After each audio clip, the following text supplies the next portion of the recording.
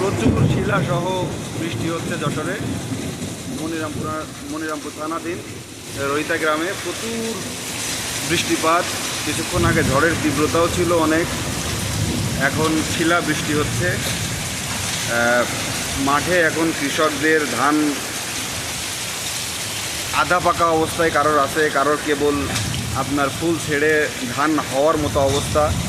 এমত অবস্থায় এই শিলা বৃষ্টি, আল্লাহ পাক সবাইকে রক্ষা করুন। কারণ কৃষকের আমাদের এই এলাকার প্রধান ফসলই হচ্ছে ধান।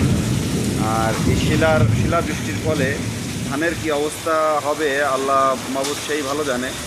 আমরা সবাই আল্লাহর কাছে দোয়া করি যে আল্লাহ যেন আমাদের এই বিপদ থেকে উদ্ধার করেন। আপনারা যদি দেখেন যে মাঝে মাঝে একটা দুইটা করে শিলা পড়তেছে, এইটা শিলার সাইজটাও বেশ বড়। আসলে খুব বেশি পরিমাণ যে শিলা পড়ছে তা না, কিন্তু যেই সাইজের পড়ছে এটা ধানের জন্য খুবই ক্ষতিকর। আল্লাহ পাক আমাদেরকে সবাইকে এই প্রাকৃতিক দুর্যোগ মোকাবেলা করার সাহস দান করেন এবং তৌফিক দান করেন।